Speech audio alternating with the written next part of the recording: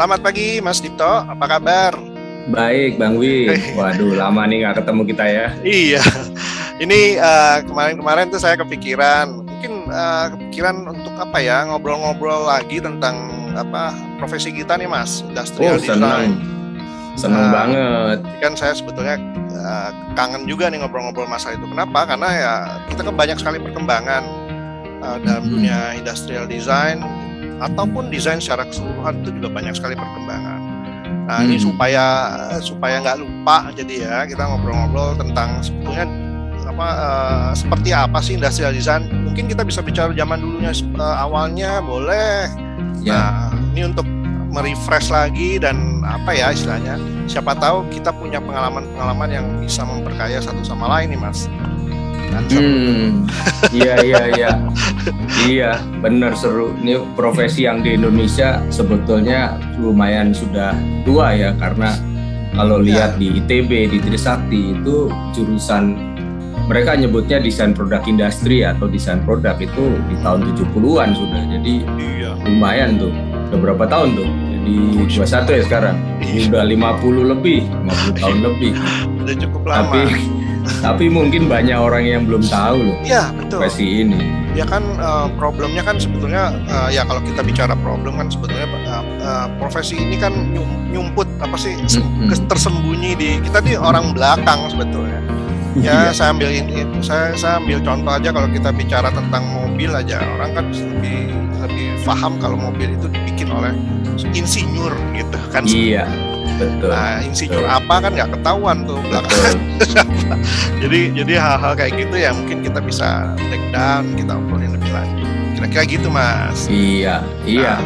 Iya, itu memang fenomenal ya. Jadi kalau lihat sejarahnya di tahun 30-an tuh ada orang yang namanya Raymond Loewy. Dia sebenarnya orang Prancis gitu ya. Lahiran Prancis terus migrasi ke Amerika, jadilah dia warga negara sana. Oh, oke. Ya itu pada saat itu kan mobil-mobil dibuat para insinyur ya, benar mereka menyebutnya insinyur, belum mengenal apa yang disebut industrial designer. Kalau di luar selalu menyebutnya industrial designer. Nah, Raymond Loewy ini merupakan orang yang menjadi ikon karena pada saat itu dia banyak sekali berkarya, mungkin hampir 70 tahun dia berkarya di Amerika sana, dan kita pasti kenal karya-karyanya gitu, karena sangat fenomenal. Jadi dia sendiri itu selain industrial designer juga merambah sampai ke logo, packaging, botol dan sebagainya. Dan mungkin itu yang menyebabkan dunia menjadi tersadar ya. Dunia menjadi tersadar kalau ada nih profesi ini gitu. Nah, mungkin kalau bisa saya sebutkan, pernah lihat logo Shell yang kita ada itu di Pumba bensin yang kuning itu, yang ada itu Raymond Loewy yang ciptakan. Oke. Terus logo Exxon, TWA sudah bangkrut kali, airline Amerika yang terkenal. Kemudian logonya BP yang lama itu dia. Bahkan botol Coca-Cola itu redesign oleh Raymond Loewy. Jadi botol dia menjadi botol yang enak digenggam itu. Sebelumnya botolnya nggak seperti itu. Dan banyak lagi, sampai yang terbesar tuh kereta, lokomotif itu dia redesign. Wah, jadi memang artinya memang udah cukup lama ya, udah 50 tahun lebih ya. Betul. Yang ada ya. Dan itu Raymond Loewy ini, kalau tadi dengar ceritanya Mas Dipto, artinya desainer lengkap ya. Maksudnya nggak cuman industrial design aja, tapi dia juga bikin macam-macam ya artinya. Iya, dia agak nyebrang ke, kalau hari ini kan graphic designer atau yang membuat logo itu terpisah dari industrial design. Tapi dia orang yang all round ya, bisa semuanya. Bahkan mobil juga gitu. Yang terkenal tuh dari desain dia yang disebut dengan Studebaker Avanti, itu salah satu yang menyebabkan dia juga terangkat karena ini diproduksi massal. Jadi banyaklah karya-karyanya. Kalau kita di Amerika sana mungkin lebih paham. Mobilnya nggak ada di sini soalnya ya. Dan itu masih tahun 30-an, kita belum lahir lah, sampai tahun 50-an. Beliau meninggal tahun 86. Oh, lahir gitu. tahun 1893, lahir sampai 86. Jadi sangat produktif ya. Ya. Sepanjang hidupnya hampir selalu berkarya. Oke. Menarik. Raymond Loewy. Raymond Loewy, ya. Oke. Nah, ini jadi menarik nih. Kenapa? Karena berdasarkan ceritanya Mas Dipto, ini pasti banyak yang bertanya dong. Ini sebetulnya asalnya dari mana sih disiplin ilmu industrial design ini kok jadi tiba-tiba ya kan nggak mungkin dong sekonyong-konyong muncul. Pasti ada ilmu-ilmu, disiplin ilmu yang lain yang membuat disiplin ilmu industrial design ini muncul. Mas Dipto kira-kira bisa jelasin nggak? Ya, ini yang kali ini pendapat saya pribadi ya, karena saya kan kira-kira 32 tahun bergabung di industri otomotif dan menekuni profesi ini gitu ya. Saya mendapati bahwa industrial design atau desain produk sebagian orang menyebutnya itu paling tidak irisan dari 3 disiplin ilmu yang lebih tua, yang disiplin ilmu lain gitu. Yang pertama adalah disiplin ilmu seni atau art. Jadi itu salah satu core keilmuan inti daripada industrial design. Keilmuan yang kedua adalah engineering atau keteknikan. Itu menjadi core yang kedua. Dan yang ketiga adalah bisnis. Jadi ilmu bisnis mungkin relatif baru ya, karena itu dikenal mungkin di era 70-an. Nah, kenapa saya sebut 3 itu? Karena dalam bekerja, seorang industrial designer selalu mengconsider 3 hal tadi gitu. Jadi dia harus membuat benda ini menarik. Bahkan itu di Mercedes itu suara pintu ditutup saja harus didesain gitu, harus ditentukan gitu. Suara mobil ditutup nih kesannya mahal atau murahan itu menjadi hal yang penting di Mercedes. Okay. Juga bau-bau misalnya, masuk interior baunya bau plastik pusing gitu, itu dipelajari. Jadi semua indera raba, indera penciuman, indera mata, dan suara, semua itu harus dipuaskan. Nah ini disiplin ilmu seni ya. Yang kedua, selain kelihatannya bagus, menarik, itu juga harus bisa berfungsi gitu. Kalau mobil ya harus bisa diduduki, bisa berjalan, bisa ngerem, pintu bisa dibuka tutup, dan harus durable, jangan sampai dibuka 3 kali habis itu jatuh pintunya. Nah, orang-orang yang mikir ginian nih kan orang teknik ya, engineers ya. Iya, betul. Jadi seorang industrial designer juga harus mengconsider tadi, kalau bentuknya bagus tapi terus nggak bisa berfungsi dan nggak bisa kuat, ya belum disebut industrial designers gitu. Makanya dia juga harus mengetahui konsideran orang-orang teknik atau engineer. Nah, sudah menarik, sudah kuat, sudah berfungsi, bisa dijual nggak? Bisa memberikan implikasi ke bisnis nggak? Makanya dia juga harus belajar bisnis, belajar selera pasar, belajar keinginan pasar.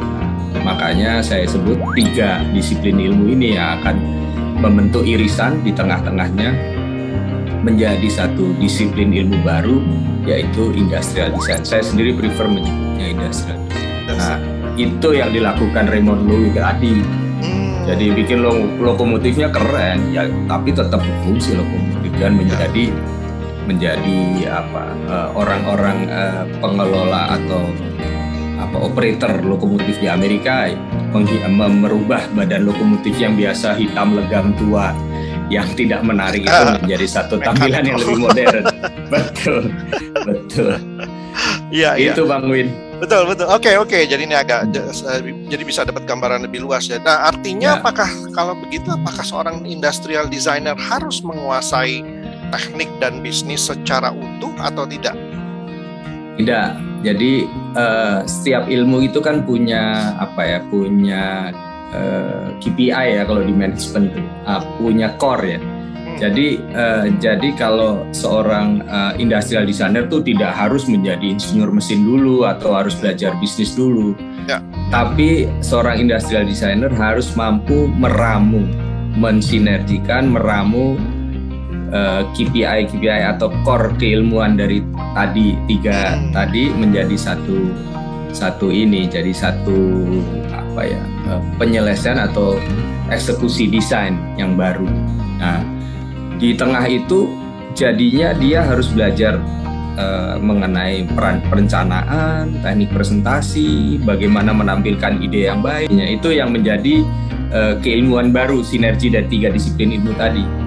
Kalau di teknik mesin kan mungkin belajar fisika, belajar material, teknik produksi, gambar teknik, itu tuh ilmu-ilmu yang dari engineering yang kita mesti orang industrial design harus sedikit banyak mengetahui. Tapi jangan minta mereka untuk menghitung gitu, karena itu sudah bukan core kompetensinya seorang industrial designer gitu. Jadi demikian juga untuk seni dan bisnis gitu, karena dia juga harus tahu apa yang namanya segmen pasar, apa yang namanya cost positioning atau price positioning dan sebagainya, sehingga dia bisa mengarahkan produknya untuk bisa dijual dan bisa diproduksi dengan baik. Kalau mengenai seni, kebanyakan di dunia ini sekolah industrial design itu berangkatnya dari fakultas seni ya. Jadi kalau mengenai seni mungkin saya tidak perlu cerita panjang lebar, di ITB, di Trisakti, dan banyak tempat di Indonesia umumnya berasal dari fakultas seni, baru membuat prodi desain gitu dari itu. Betul. Kayak gitu, Bang. Ya. Artinya ini kayak orkestrator kalau saya lihat. Jadi kalau industrial design. Iya. Jadi dia menggabungkan beberapa tanpa harus dia menjadi ahli di bidangnya, tapi dia tahu bahwa fungsi-fungsi ketiga bidang tersebut penting. Ya. Betul. Artinya dia juga harus, ini PR-nya banyak kalau menurut saya. Kenapa? Karena seorang industrial designer juga harus menahan diri supaya tidak bilang ke orang lain, ke semua orang bahwa ini semua saya bisa kok. Tapi dia harus sadar bahwa bidang-bidang tertentu itu harus dikerjakan oleh orang-orang yang mempunyai kompetensinya sendiri. Correct, betul. Gitu ya? Jadi kalau kita introduce ke orang lain, kita itu komposer gitu. Betul. Mungkin kita cuma bisa satu alat musik, piano aja, tapi penyanyinya, pemain biola, pemain gitar, drummernya itu orang lain. Tapi kita tahu bagaimana mengkompos sebuah desain yang menjadikan menarik buat semua. Itu betul.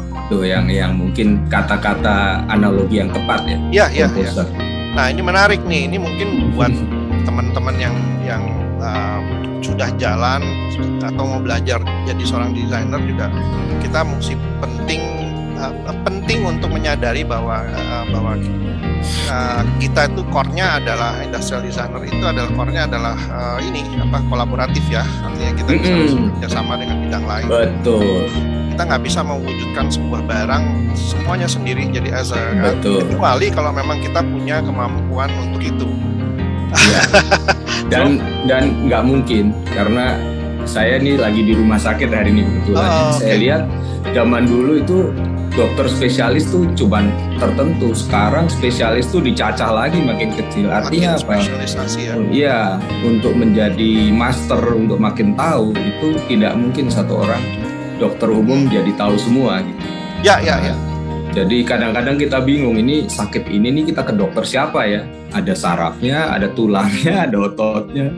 Karena masing-masing dokter dicacah tadi. Sama bidang keilmuan industrial design juga, ini baru kata dasar. Nanti yang menekuni furniture, yang menekuni otomotif juga pasti beda. Yang menekuni, Jadi ini sangat luas. Jadi kalau kita sebut industrial designer itu seperti sebut insinyur, tapi belum bisa bilang insinyur sipil atau insinyur mesin atau apa, belum tahu, masih umum. Di dalam insinyur sipil pun ada jurusan lagi kan? Apakah konstruksi, apakah ME atau daerah aliran sungai atau apa gitu, irigasi, itu lain lagi insinyurnya itu. Iya, betul. Sama. Jadi nanti akan ketemu pencacahan yang Ya, menarik nih. Nah, kemudian terlepas dari itu, sebetulnya ini kan tadi di awal kan Mas Dipto bilang saya prefer untuk menyebut profesinya sebagai industrial design. Cuman ada beberapa saya nggak tahu, beberapa pakar atau sekolah gitu yang saya pikir Trisakti juga sama ya, Trisakti tempat saya dan Mas Dipto kebetulan sekolah itu kan menyebutnya satu alumni ya. Iya, jadi sebetulnya menyebutnya dengan desain produk. Nah, kan artinya product design dan ada penyebutan dengan industrial design. Ini bedanya apa sih, Mas? Iya. Ya memang teman kita sendiri sebetulnya kolega masih sering menyebut product design awalnya ya. Tapi saya sendiri di tempat saya bekerja, saya konsisten menyebutkan industrial design. Karena di sekolah kita dulu juga menyebutnya sebetulnya product design industri, jangan lupa. Zaman saya ya. Sekarang masih begitu ya, kalau nggak salah. Sampai zaman saya masih DPI, Mas, desain produk. Desain produk industri. Sekarang desain produk kalau nggak salah. Iya. Pakai industri lagi. Iya. Ini saya coba, kenapa saya memutuskan pakai industrial design, karena saya ingin teman-teman yang bekerja di tempat perusahaan saya dulu bekerja itu, begitu mendengar kata industrial itu mengerti bahwa ini akan diproduksi massal. Jadi itu saya sendiri keputusan saya mengapa memilih industrial design. Tapi begitu saya juga cari literaturnya, ternyata nggak salah-salah amat gitu. Jadi kalau dalam prosesnya desainer itu kan harus berhubungan dengan usernya atau marketnya. Kemudian dia harus juga berhubungan dengan tim desain sendiri untuk mendevelop sebuah produk. Nah, produk designer itu biasanya penekanannya dia mengerti mendesain sebuah produk dan dia mengconsider kebutuhan konsumennya. Jadi kalau dia bilang aku mau sendok itu harus bisa dipakai untuk makan dengan benar, tidak melukai, tidak berat atau mudah dibersihkan. Itu orientasinya lebih ke usernya. Jadi desain itu bisa dipertanggungjawabkan, akan menjadi menarik dan bisa digunakan. Tapi kalau industrial design, kedua hal tadi ditambah lagi harus mampu diproduksi massal. Jadi si industrial designer ini harus bisa bertanggung jawab kepada insinyur mesinnya, bagaimana ini jadi kuat, materialnya apa, kemudian membuatnya bagaimana, dan supaya kalau mobil ya, supaya di servisnya gampang, itu bagaimana. Itu yang disebut industrial designer karena dia berpikir mass pro. Ya. Itu literatur yang saya cari ternyata industrial design sama product design itu ada sedikit perbedaan. Jadi seorang industrial designer pasti product designer, tapi seorang product designer belum tentu industrial designer karena dia belum tentu harus membuat pertanggungjawaban desainnya sampai ke produksi massal gitu. Ya. Baik, jadi kayaknya kalau saya bisa simpulkan produk desain itu kayak payung besarnya, kemudian lebih spesifik lagi karena sebuah produk yang didesain itu bisa diproduksi massal itu baru disebut sebagai industrial designer. Iya. Industrial design ya. Itu ya kira-kira ya. Betul. Dan saya berpendapat, ini lagi-lagi pendapat pribadi saya, di Indonesia yang kita butuhkan masih industrial design. Kenapa? Karena dalam satu proses development di Indonesia ini kan kebanyakan manufaktur ya. Artinya membuat, tapi mendesain belum. Perusahaan-perusahaan itu belum mendesain. Itu masih terputus-putus gitu. Kalau kita hanya bicara product design, nanti teman-teman dari engineering akan ada gap gitu. Nah ini dibikinnya gimana? Pakai apa? Materialnya apa? Akhirnya terjadi rantai proses yang terputus karena di Indonesia itu industrinya belum se-established seperti di luar negeri. Kalau di luar negeri bahkan lebih mudah, styling aja, art saja. Lebih kecil lagi dari product design. Pokoknya cakep udah, nggak usah pikir nanti customer-nya. Itu ada orang-orang yang melakukan rantai-rantai proses tadi. Di Indonesia nggak bisa kalau gitu. Kalau gitu kita jadi di pabrik jadi dilecehkan. Bisa yang gambar doang, nggak bisa bikin pusing kita, akhirnya di drop. Itu jadi saya sangat menghimbau seluruh perguruan tinggi atau kita semua harus mengconvert diri kita menjadi industrial designer karena itu akan membuat profesi kita diakui dan berperan di industri Indonesia yang masih ompong-ompong tadi. Orang mesin juga nggak semua orang konstruksi kan. Orang mesin kalau dia konversi energi mau ngedesain juga nggak ngerti sebenarnya.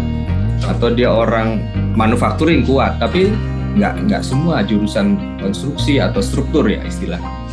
Jurusan mesin. Nah ini yang saya pikir untuk menyambung missing link tadi ya kita harus melakukan dari A sampai Z. Gitu. Itu yang saya dapati. Betul. Dan jadi, ini sebetulnya itu pesan Mas Dipto ke institusi pendidikan ya kalau mau gitu lengkapi itu sehingga mereka juga paham kalau begitu masuk ke ranah pekerjaan, jadi mereka nggak blank-blank banget dan bisa nyambung. Betul, ya. Salah satu indikator kenapa di Indonesia masih levelnya product design, karena begitu saya terima karyawan baru, rata-rata outputnya itu belum di digital data dan belum akurat, skalanya berapa nggak ngerti, kemudian surface datanya masih kualitasnya rendah dan masih sketsa manual atau sketsa di 2D gitu. Dan itu dia merasa sudah selesai karena di sekolahnya tidak ada tuntutan dia harus membuat clay model, di scan, kemudian dijadikan surface data menjadi data yang akurat sehingga bagian lain bisa memproses gitu. Ini yang sering terjadi. Jadi akhirnya di tempat kami wajib seorang industrial designer itu atau teman-teman kita yang namanya product designer tadi harus belajar mengenai surface data. Dan di tempat kami kan perusahaan Jepang ya, itu ada namanya Machi-Oke. Machi-Oke itu di mana pada saat si desainer yang buat clay model, engineer itu sudah mulai melihat, mulai diskusi engineering, menyangkut cost, menyangkut berat, menyangkut regulasi teknis, kemudian regulasi pemerintah juga seperti itu. Dengan dialog itu akhirnya dia mateng, coretan dia pasti gambar desain dia kedua, ketiga pasti jauh lebih mateng dan bisa diterima oleh proses selanjutnya. Itulah industrial design. Iya, lengkap jadi ya Mas ya, maksudnya sehingga begitu orang yang mereka masuk ke industri juga mereka juga bisa pakai gitu. Bahkan saya agak keras tuh kadang-kadang. Kamu jangan kayak anak kecil yang gambar tapi udah nggak peduli orang lain pusing. Kamu harus dewasa, ya harus menjadi desainer dewasa. Tanggung jawab yang kamu gambar ini memang bisa dibuat dan itu akan membuat seseorang jadi sangat matang. Iya, memang seharusnya begitu kan sebetulnya dari awal kalau kita bicara, kalau dari awal kan sebetulnya kita tahu bedanya seniman sama desainer ya Mas ya. Iya. Ada istilah yang namanya applied art itu yang sebetulnya sangat merefleksikan apa yang disebut sebagai desain. Iya. Nah, ini kadang-kadang juga suka miss gitu, mahasiswa juga kadang-kadang suka oke yang penting kan bagus gitu. Enggak yang penting bagus, cuman bahkan seniman patung kita Nyoman Nuarte, Nyoman Nuarte itu juga belajar itu semua. Dia nggak cuma bikin patung bagus dari bayi kecil. Waktu dia bikin Garuda Wisnu Kencana di Bali, dia harus deal dengan aerodinamika, dengan konstruksi. Makanya itu seorang seniman pun harus belajar engineering, belajar aerodinamika, belajar struktur. Jadi sebuah keniscayaan menurut saya. Kalau enggak jadi anak kecil tadi, coret-coret tidak bertanggung jawab, bagus dipuji-puji. Nyarinya yang bagus aja. Iya, menarik nih. Nah ini sebetulnya itu kata yang paling datang dari seorang Mas Dipto itu yang memang udah lama banget berkecimpung di dunia industri. Ya kaitannya dengan industrial design itu mestinya jadi pesan yang cukup valid ya. Semoga. Oke, nih Mas, sekarang pertanyaan saya yang terakhir, sebetulnya diskusi topik yang terakhir yang saya ingin tahu. Menurut Mas Dipto sendiri, ini kita bisa menukar pendapat ya. Prospek profesi kita nih gimana sih, profesi industrial designer? Nah, ini menurut saya lagi ya.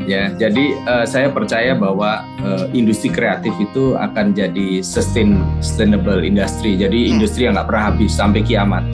Karena sifat manusia yang selalu ingin lebih baik, lebih cantik, lebih cakep, lebih nyaman, lebih selalu berubah. Kalau nggak lebih pun pengen berubah. Kita aja punya handphone, kadang-kadang ganti handphone bukan karena sudah rusak, atau ganti mobil karena mobilnya rusak, bukan karena cicilannya habis ganti gitu kan. Jadi itu sudah sangat manusiawi. Nah, selama itu manusia punya keinginan seperti itu, maka butuh kreator-kreator atau desainer-desainer yang harus mewujudkan ide tadi. Sebelum ngobrol ini pun kita tadi sempat ngobrol sepintas kan, di dunia kedokteran itu ada satu benang khusus yang bisa mengikat otot dengan tulang dan itu tidak perlu diangkat lagi, angkat jahitan. Zaman dulu saya kecil kan kemana angkat jahitan, nah, sekarang udah nggak ada istilah itu karena benangnya sendiri sudah menjadi menjadi jari bagian dari tubuh, jadi jaringan. Kan itu artinya kan terus ya, baik bidang engineering, betul, bidang industri desain juga berkembang terus. Nah, tinggal kita ini sadar nggak bahwa kompetensi ini menjadi kompetensi yang strategis, tidak di dalam percaturan kita sebagai negara nantinya ya. Nah, Indonesia sendiri akan memanfaatkan ini sebagai kompetensi strategis yang bisa menjadi bangsa kita itu terkemuka di percaturan global ya. Karena kita punya desainer yang unggul dan itu disadari sekali oleh Cina ya. Saya ngobrol sama Mas Dino yang banyak sekali link dengan China. Mereka sadar betul bahwa satu saat natural resources itu akan habis dan mereka harus konversi ke bentuk komoditi yang lain. Salah satunya desain ini. Itu menurut saya. Menurut kamu gimana Bang Wid? Ya, profesi kalau ini. Saya sih sebetulnya secara basic sih dasarnya sendiri itu sebenarnya saya sepakat dengan Mas Dipto bahwa memang ini tidak akan mati. Hanya memang karena gini, kita udah mengalami perubahan berkali-kali nih ya, berkali-kali dan kita mesti adapt terhadap perubahan tersebut. Nah, dalam konteks perubahan tersebut itu ya kita juga mesti menambah kemampuan dari ilmu desain yang kita punya, yang core-nya itu ada industrial design itu menjadi relevan dengan kondisi kita sekarang. Ini sambil contoh ya, sekarang ini banyak sekali turunan dari industrial design yang menjadi sebuah bidang yang sangat dicari. Banyak orang-orang yang nggak tahu itu. Misalnya saya ambil contoh UI UX designer. Iya, benar. UI UX ini kan tampilan enggak, sama sekali enggak, karena itu adalah turunan dari desain industrial design. Betul. Jadi itu saya zaman dulu kan kita kenal dengan man and machine system. Yes. Zaman ergonomi. Jadi urutannya dari ergonomi itu. Betul. Nah, itu adalah hubungan antara manusia dengan si barang yang kita desain. Oleh karena itu, ini saya cerita sedikit, beberapa waktu lalu, waktu ilmu UI UX atau interaction design ini baru naik, itu sangat susah mencari interaction designer. Terus orang-orang itu mencarinya adalah orang-orang yang berlatar belakang industrial design. Jadi dicari. Nah, ini adalah turunan kan sebetulnya. Ya, yang saya bilang tadi dicacah lebih rinci lagi. Ya, betul. Pencacahan yang lebih cabang ranting yang lebih spesifik lagi. Nah, saya pikir juga kita juga nggak perlu terlalu alergi dengan perbedaan-perbedaan tersebut karena memang dunia kita, kebutuhan kita berkembang. Enggak, desainer harus terbuka. Harus terbuka, betul. Jadi memang jadi nggak bisa tuh, yang itu tuh bukan kita, nggak kayak gitu. Jadi kita memang mesti jadi lebih blending ke surrounding kita, kebutuhan yang ada di kita itu kita mesti, dan caranya adalah menambah wawasan terus kalau menurut saya ya. Betul. Wawasan kita harus tambah terus. Itu sih pendapat saya, Mas Dipto. Jadi kamu menambahkan user interface sama user experience ya? Yes. UI sama UX ya? Ya. Itu hampir mirip tuh, saya juga bingung bedainnya. Iya. Bahkan Mas saking spesifiknya. Bahkan Mas Dipto, ini kan saya kan 20 tahun di bidang digital nih Mas. Saya pernah kerja di perusahaan digital juga yang besar ya, Yahoo. Di sana, di dunia digital itu term product designer itu adalah pembuat aplikasi. Kan? Berkembang lagi kan. Jadi ya banyak orang-orang yang bingung. Loh, ini product designernya ada lowongan nih, produk saya mau ngelamar, begitu lihat requirement-nya bingung dia. Ini nggak cocok sama saya. Hal-hal kayak gitulah. Jadi kita memang berkembang. Jadi itu yang mesti kita terima. Dunianya juga luar biasa. Gitu Mas. Ya, jadi itu menunjukkan fenomena tadi, menunjukkan bahwa ilmu ini berkembang terus. Ya, jadi saya merasa justru kita ini siap nggak menyambut tantangan itu, kebutuhan itu. Itu kan sudah jadi kebutuhan, beberapa orang sudah melakukan. Regardless dia dulu sekolah apa, faktanya posisi itu sudah ada. Ya, betul. Kan berarti tadi namanya industri kreatif itu unlimited, borderless lah. Kita sendiri nggak akan tahu seperti apa nanti dunia di masa depan. Itu yang menarik. Ya betul. Ya kira-kira gitu ya kalau ini. Aduh, Mas Dipto, nih ngobrol-ngobrolnya asik banget nih. Kita kayaknya bakal sering ngobrol nih. Karena kan bakal beranggap banget. Iya. Saya pikir kalau yang sesi sekarang ini kayaknya sudah cukup. Kalau nggak penuh juga nih kita. Betul, nanti next time kita lanjutkan tentunya dengan topik-topik yang lain yang mungkin kita juga bisa mengundang teman-teman yang lain ya. Iya dong. Kita berdua nggak tahu semuanya kan. Banyak teman-teman yang menekuni sepatu, mebel, dan yang lain sebagainya. Itu menarik, pengen Betul, juga betul. ketemu saya. Iya, nanti kita coba cari, kita undang, kita ajak ngobrol-ngobrol, sharing aja, maksudnya karena mereka pasti punya pengalaman yang berbeda dengan kita berdua. Dan ini itu obrolan ini saya berdua, terutama saya dan Mas Dipto berdua berharap ini obrolan kita berdua ini bisa bermanfaat bagi teman-teman yang lain yang menonton acara ini. Dan siapa tahu nanti teman-teman juga memang bisa ikutan. Ya nggak Mas Dipto ya? Iya dong. Mari kita libatkan semua orang, karena yang menekuni profesi ini banyak sekali, dan kita perlu angkat supaya masyarakat umum tahu. Kalau nggak, mereka punya kebutuhan, mereka nggak tahu cari kemana, akhirnya hire dari luar. Terus kita ngomel-ngomel gitu. Kenapa mesti import dari luar lah? Ribet tuh. Kita sendiri nggak speak up, kita sendiri diem-diem aja. Diem aja kan. Kita mesti speak up lah, karena banyak yang jago-jago sih, maksud saya yang nggak pernah ngobrol, nggak pernah keangkat. Nah ini kalian mulailah kita ngobrol lah. Oke, baik Mas Dipto, terima kasih ya. Thank you banget Bang Win. Bye. Bye.